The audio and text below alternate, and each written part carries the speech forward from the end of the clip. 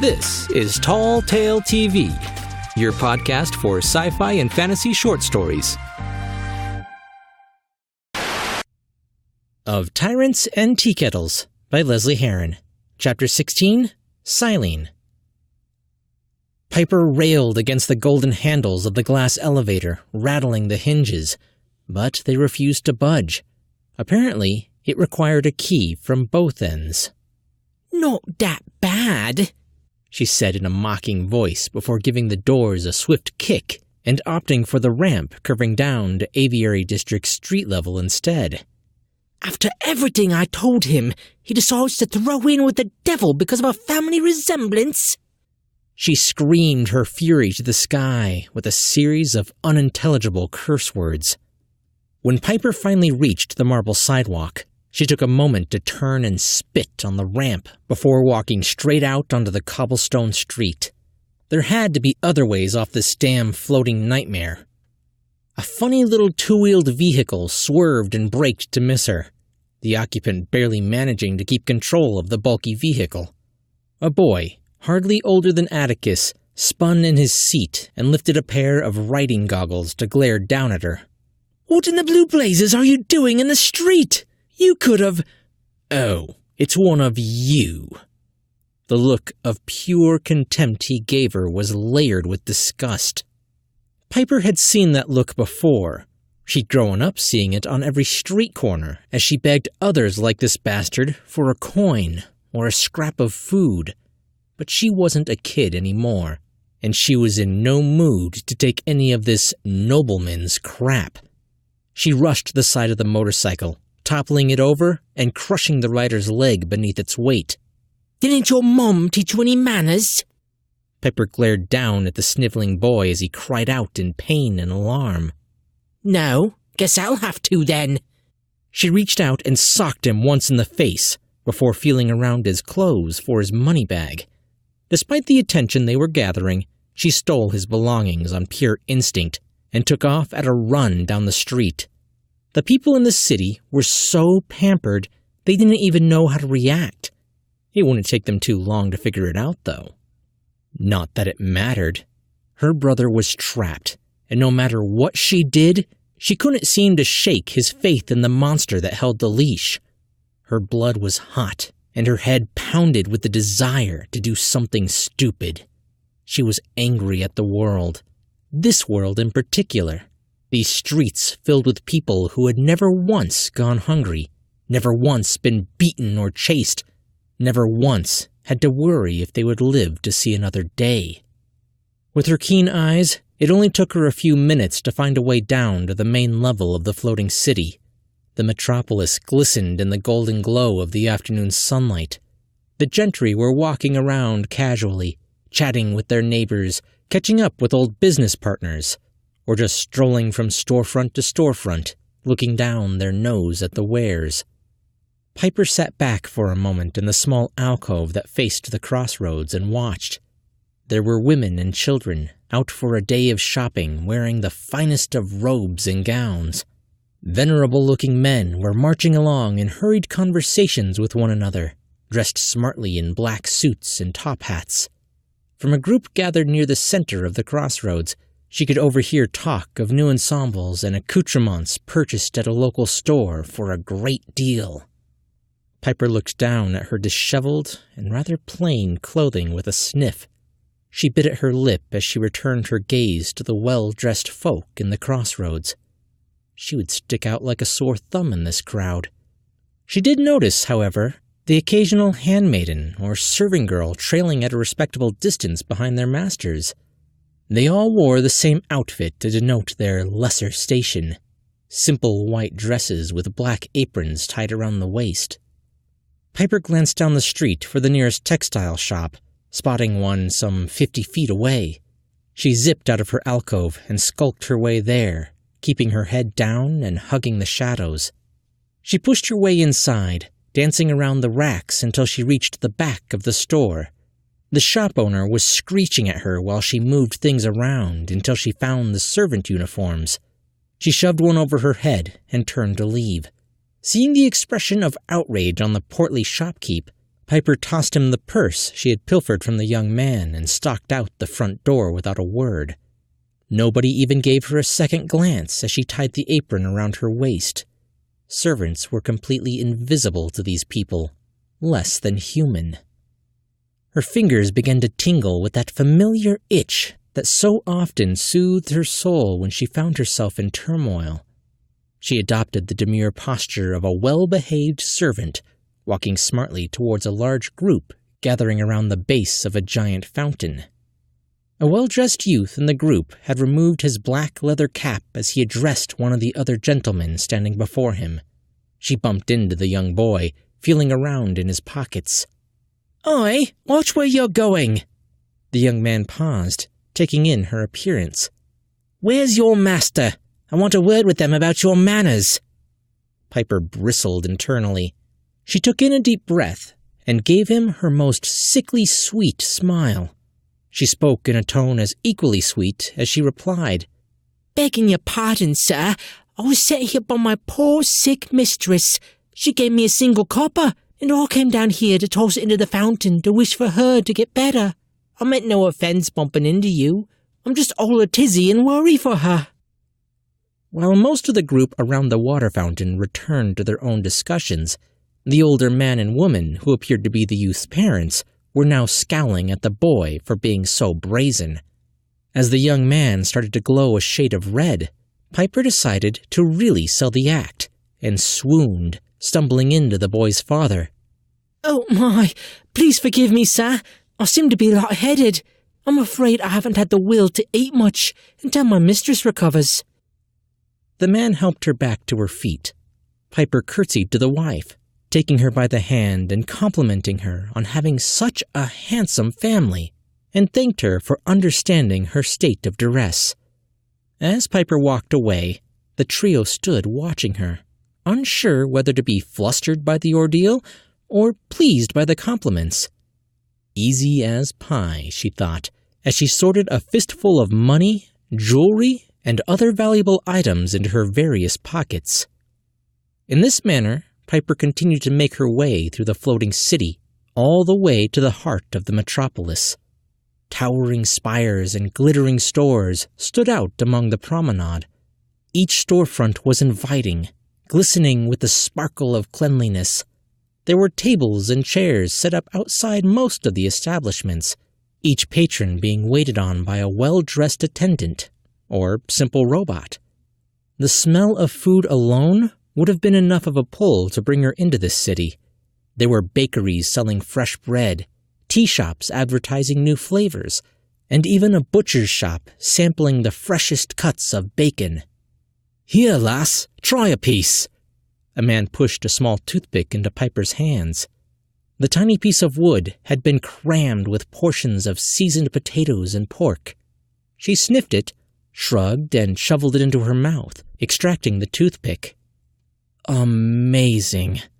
The food melted in her mouth, and she closed her eyes as a memory of her mother's cooking drifted before her.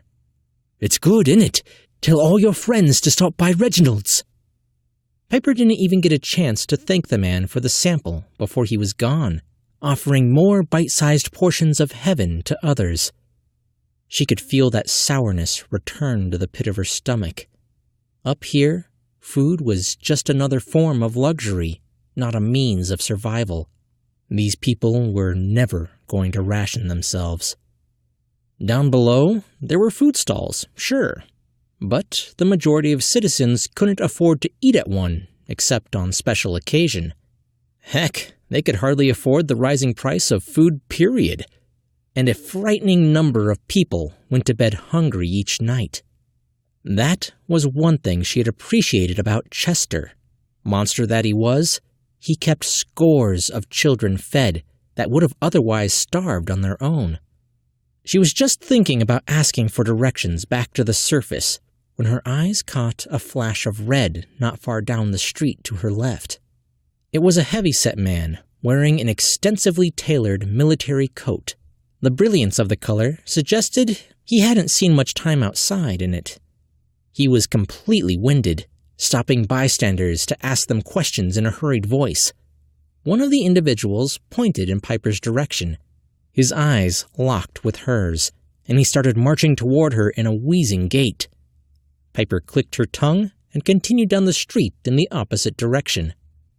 The nice thing about rich people is that they like to pretend the dirty side of life doesn't exist.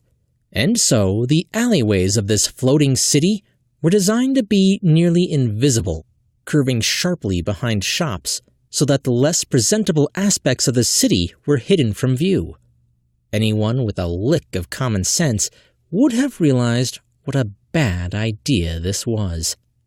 Piper pried free a loose plank of wood from a pallet leaning against one of the alley walls and waited, listening to the heavy footfalls getting closer. As the guard sprinted around the sharp corner, she swung the makeshift club right at his face. The man's lower half continued forward as his head snapped back, and he fell hard to the ground. Piper reached down and drew the man's saber from its sheath, laying the tip of the blade against the fine red fabric just over the man's heart. "Why are you following me? I ain't done nothing." The dazed guard struggled to gurgle out a response in between wheezing gasps. "No trouble has to keep an eye by the High Inquisitor." Piper's brow came down into a scowl. "Well, you can tell him to shove it up his arse. I don't need his protection." The guard looked simply dumbfounded.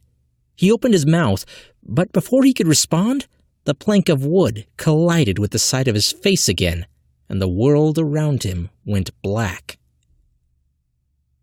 Elias adjusted his glasses once more, looking down at the scattered sheets of blueprints and hastily scribbled designs. He pushed a finger against one of the pages, indicating to a line of the working mechanisms. "How did you account for the variables here?" Atticus pulled his hat off and began spinning it in his hands as he talked. "Well, see, I had to create a brand new field of electrical engineering. Our current systems weren't advanced enough to compensate for the complexity of the task." Elias raised an eyebrow. "A whole new field? What did you use as a basis?" Atticus pulled the charred remnants of the portal locker from an inside pocket of his coat. "This right here is the original device. I was planning on using it as a starting point. The problem is that it's completely ruined, and I couldn't make heads or tails from it. It was Vel that helped fill in the blanks." Elias took the hunk of metal and turned it over in his hands. "What kind of metal could sustain this amount of damage and still remain relatively intact?" He directed the question at the cyborg, looking over the rim of his glasses. "The amount of heat needed to melt this must have been inordinate." "That's what I said," Atticus interjected, pointing furiously at something on the device. "There's some sort of panel there, but I couldn't get it open." Vel let out an angry huff. Atticus and the Inquisitor had been going round and round for the last 2 hours, picking apart every detail of the schematics as if it were a fresh carcass. He rolled his eyes as he folded his arms in front of him once again. "Yeah, a spinning vortex of time and space'll do that." The Inquisitor returned his gaze to his student. "If you couldn't get this open, however did you make sense of these drawings?" Atticus had a wide smile on his face. "Well, after realizing that I couldn't get into it, I knew I needed something else to help me figure it out. That's when my sister drugged her friend, and I got to take his arm off." Berg fidgeted with his hands in an almost nervous manner. "Sir, when you say it like that..." "I know, right? But I reverse engineered it, and I was able to piece together how they run electricity in small wires and melted sand." Vel couldn't help the chuckle of laughter that escaped him at the look of pure horror on the Inquisitor's face. Elias pulled his attention away from Atticus and turned to the man that so closely resembled his brother. "Your arm?" There was another angry huff, and Vel slid his arm from his coat. He yanked up the sleeve to expose the full length of his mechanical limb. He was not prepared to have Elias stand up and move next to him so quickly, tugging against his hand to extend the forearm, or to have him run a finger along each plate as if he had never seen metal before. He was as bad as the kid. "My word, you have been through the mill, haven't you? What happened?" Elias looked up, their eyes meeting. Vel pulled his hand away. He was certain there was an almost brotherly concern there, but it felt wrong. It felt backwards and twisted, coming from someone who wasn't really Eric. He shoved his arm back through the sleeve of his coat and changed the subject with a loud cough. So, between the two of you, can you fix the machine? Elias studied the man for a moment before giving a half-hearted nod. Of course. We could bring the apparatus to my personal shop here in the college. There we can go through it piece by piece until we have located the error and solved the problem. Vel grimaced. Atticus's version is a bit bigger than the original there, and I don't much like the idea of being a pack mule. You might just work on it in his shop. Elias grinned. Not a problem. He snapped his fingers, and tragedy and comedy were suddenly at either side of the door as if they had been magicked into existence. They had their hands folded behind their backs, awaiting orders patiently. Vel was pleased to see Tragedy's clothes were a little more sullied than they had been earlier. The High Inquisitor adopted a stiff manner as he turned to speak with them. With the finger, he pushed his spectacles back up the bridge of his nose. I would like both of you, and perhaps a few trusted men for muscle, to accompany young Atticus here to gather the machine from his shop, break it down into smaller, less conspicuous portions, and transfer them to Warehouse 38C. And do so discreetly, please. Oh, does that mean we get to take a ride in a paddy wagon? I've always wanted to see the inside of one of those. Atticus eagerly slapped Berg on his thin arms, trying to show the robot just how excited he was. Elias couldn't suppress the smile creeping in around his features. An excellent idea. Borrow a paddy wagon and throw a tarp over the top. Remember, discretion is key here. We don't want to advertise to the town, or others at the college, what we are working on. Yes, sir, Tragedy replied, with an air of icy distaste. Atticus was just a step behind them as the twins exited the room, when he noticed the cyborg hadn't budged. Hey, Val, aren't you coming with? Nah, kid. I'm gonna go find your sister. The truth was, Val was worried about her. They might have only known each other for about 4 days, but he felt like he understood her enough to know she was probably getting into trouble. And with Atticus in capable hands, he wanted to get to her before she was in over her head. Atticus shrugged. Okay, see you in a little bit then. Bye. Berg followed him out, calling back as he closed the doors behind him. Good luck, sir. With the others gone, Elias sank heavily into the padded chair behind his desk, letting out a weary sigh. He waved Vel closer in a solemn gesture. Now that Atticus is out of the room, I wanted to inquire about his sister. She obviously harbors some sort of grudge or hatred for me. Would you happen to know what it is that has caused this? Vel studied the man's face. There was no trace of deceit, only earnest concern and worry. He really didn't want to be the one to have this conversation, but it was probably better to breach the subject without Piper there to fly off the handle. Honestly, I think it might all be a big misunderstanding, and it's possible that she might be more angry with your title than with you, even if she doesn't realize it. Vel sat down slowly into a chair opposite Elias, choosing his words carefully. As far as I understand it, about 1.5 years ago, your task force— he used his fingers to gesture at this term— captured and tossed her just outside the city walls. Elias frowned, his glasses sliding down his nose a little. No, we don't do that. If she were picked up, it would have been because she was homeless, and they would have relocated her beyond the smog barrier to work the farmlands there. Vel shook his head. That might be what you intended, but it's not what happened. First of all, she wasn't homeless. She lived in a small house with her brother and a few others. And second, I've seen the farmlands you're talking about. They're barren. Barely anyone there save a few scattered plots between the rocks. And the way Piper tells it, she managed to make her way to Silverport, but most of the others tossed out with her were not so lucky. Elias shifted in his chair, a grave look in his eyes. What you're saying is unsettling. Are you certain? Vel lifted his shoulders. No. I will say this, though. I have seen your men in action. They do not act like saviors. They were rounding up anyone too old or too slow to get out of their way. They treated them like prisoners, accusing them of the crime of vagrancy. Elias cursed under his breath. Crime of vagrancy? I've heard that term before. I have a strong suspicion someone has been making deals behind my back. Thank you for this. I will investigate the matter farther. Rest assured, any guilty parties will be dealt with. Vel nodded. I'm sure Piper would appreciate that. I'll let her know when I find her. He pulled himself from the chair and turned on his heel to leave. Elias stood, pacing back and forth around his office. One last thing, though. Why didn't her parents file a missing persons request? Many of those cases cross my desk so I may allocate resources to the search. I don't recall seeing one for someone of her description. Vel shrugged again.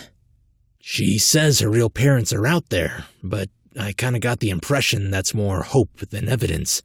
As far as I understand it, they were raised as orphans by a man who taught them how to steal. He tucked his hands into his coat pockets, watching the Inquisitor pace angrily behind his desk. Poor children. This is exactly the type of thing I entered office to prevent. Elias let out a heavy sigh as he moved to leave. As he reached the door, he stopped, a thought occurring to him. He returned to his desk and slid open one of the many drawers. He fished out something small and silver from within and handed a shiny key to the cyborg. This will get you into my elevator, as you call it, for when you find Piper. You are, however, more than welcome to stay here. There are plenty of rooms, and Sebastian would be ecstatic to see to your every need. He does get ever so bored up here. And... Elias paused, stifling a chuckle. No offense, but he could really use a bath. Before Vel could even fathom a response, the Inquisitor had fished several other items from within the desk. He scribbled something down on a small square of heavy parchment, and then began to heat a chunk of red wax over the flame. As it melted, it formed a pool on the back of the paper. Satisfied, he clenched a fist and pushed his ring into the heart of the wax, leaving a perfect impression of the Inquisitor's insignia. Should the locals give you any trouble about your appearance? Elias offered a smile as he blew out the flame from the burning candle. He strode across the room and clapped a hand on Vel's shoulder, handing the paper to him. Join us soon? Vel watched him go with a shift of unease. He looked down at the wax insignia. It wasn't the crest of the school, but one of an old family.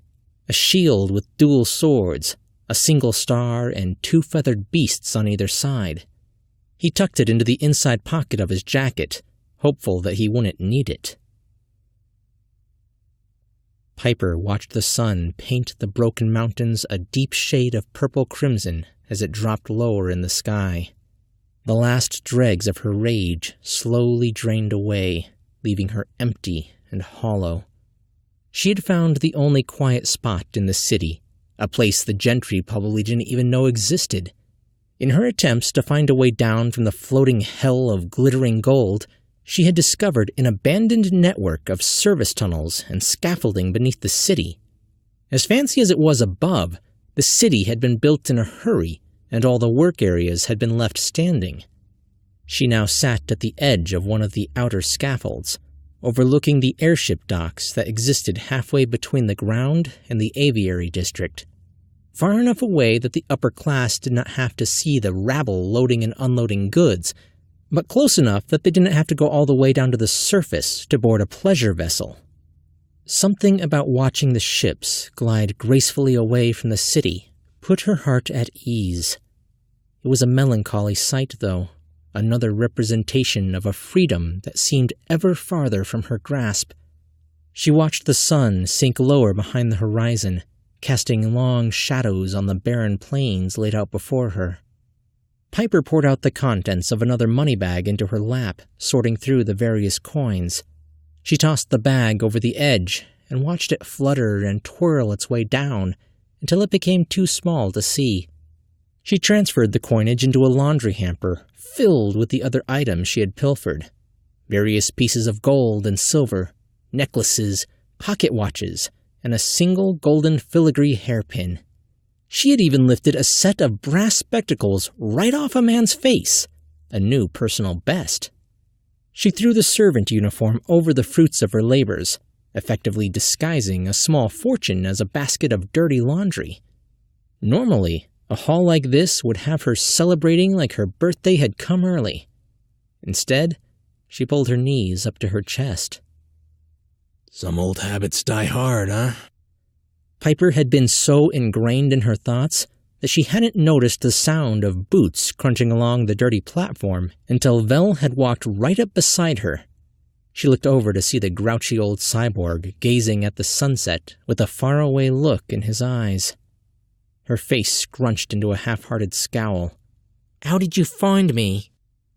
Vel turned his head just enough to meet her eyes. You're not the only one good with sleight of hand. He offered her a small smile. Check your vest pockets. She patted her vest, feeling for the first time something small in her left pocket. She pulled out a shiny, cylindrical object, a toothbrush to be precise. If she hadn't been so upset with him, she might have been impressed. Piper had half a mind to tell him to bugger off. She wasn't in the mood for a lecture. But the scolding never came. He didn't even chide her for the piles of stolen things at his side. He just stood there, hands tucked into his pockets. And for a good long time, the two remained in silence, watching the sun sink below the horizon. It wasn't until the last vestiges of light were glinting off the grimy metal around them that Vel spoke up. My brother and I didn't used to get along. Piper glanced up. Vel seemed lost in painful memory, talking just as much to himself as her. He was really good at making our mother sad. Not that he was cruel, but my father had abandoned us long ago, and I think he blamed her for that. He never told her as much, but he never hid his desire to leave either. Vel lowered himself to sit beside her and draped an arm over one knee, watching the shadow of night fall across the plains below. One day, a portal appeared in our world, a spinning vortex that just popped into existence. Our scientists eventually determined that it led to another world. And, of course, my brother wanted to go see it. He wasn't content just moving to another city. No, he had to go to an entirely different universe to escape our mother. Vel paused for a long while, breathing in the crisp twilight air. My brother, while he's the smartest man I've ever known, can be a complete idiot. It broke my mother's heart to lose us, but somehow she knew Eric wouldn't survive on his own. She begged me to go with him, help keep him safe. I wasn't ready to go. I had friends, family, even someone I thought maybe I could make a life with. Vel sighed. My brother thought he would spare me the trouble and tried escaping in the middle of the night. Of course I knew he was leaving. He can't tell a lie for the life of him. So away we went, into the unknown, leaving behind everything I ever wanted. But he was my brother, and that's what siblings do. Piper shifted, turning to get a better look at Vel as he told his story. We must have traveled through a dozen different portals. The worlds seem to have been linked together somehow back then. We never really understood why the rifts had appeared. Eventually, we landed in a realm far more technologically advanced than this one. And to make a long story short, the locals didn't take too kindly to the presence of the portal and attacked it with some sort of bomb. We were caught in an explosion. Lots and lots of fire. And then blackness. Turns out, that was the first time I died. My heart had stopped for nearly 5 minutes. My fool of a brother saved me from the brink, hauling me to some quack doctor that put me back together. He looked down at his cybernetic hand and flexed his fingers. After that, we tried to go home, but the explosion had broken the portal somehow, and we were stuck. I was furious with my brother, and for a very long time, we didn't talk. He showed up some 10 years later on my doorstep with a kid who looks just like your brother, and that boy needed help. My brother, always the kind-hearted fool, was off on another damn adventure, and it was my job to protect him. I had promised. Vel looked over to Piper. I see a lot of that kid I knew back home in Atticus, and I see a lot of my brother in Elias. I know they're not the same, but the similarities are there. He reached over and put a hand on her shoulder. Some wounds are too deep, so I don't expect you to trust the Inquisitor. But I can promise you that I will protect your brother as though he were mine. Piper could tell that his story was rusty around the edges, as if he wasn't used to confiding this much. Her heart wanted to believe that everything he was saying was true. How do I know you won't just abandon us the moment that portal opens up and leave us to deal with the Inquisitor on our own? Vel smirked. I nearly killed myself trying to save you literally hours after you tried to sell me to pirates. I hate to admit it, but I think I have my brother beat in the sappy bleeding heart department. She chuckled. They're merchants, remember? She gripped the railing of the scaffold and pulled herself to her feet, reaching a hand down to Vel. All right, Gramps. We've got each other this far. If you promise me that if you're wrong about this scar, you'll put Atticus out before it's too late, and I'll trust you. I don't want him to even see anything bad happen, let alone be part of it. Deal? Vel took her hand and let her help him up. I'll do my best. Good enough for me. Piper pulled her arms in tight around herself as the night chill began to set in. All right, so how do we get down from here? I was actually thinking... Vel paused, holding up the key to the Inquisitor's personal elevator, and then showed her the wax-stamped insignia he had been given. We are welcome to stay in the mansion tonight. He's got a butler who is desperate for something to do. A grin crept across Piper's face. Are you saying I could be taking a bubble bath right now? Vel shrugged. That, or spelunking an oversized mansion for valuables. Piper laughed. I think I'm starting to wear off on you. How many rooms do you think there are in that house? Because I'm not sleeping anywhere near yours.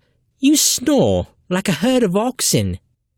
Vel looked properly scandalized. What? I do not. Piper plucked up her hamper full of treasure. Maybe your mum wanted you gone because you kept her up at night, and she just wanted some sleep. She smiled at his stunned expression. You know, you're not all that great with the touchy-feely crap. Vel just smiled back. Likewise, kid. Of Tyrants and Teakettles is Book 2 of the ongoing Sci-Fantasy series by author Lesley Herron. Join us as the adventure unfolds, with new chapters releasing every few weeks. Come on, old man. I want to see. I don't know about this. Well, he didn't have anything else worth stealing. This entire house is as empty as a politician's promise. Yeah, but do I really have to? Yes! Now get out here and show me. Fine.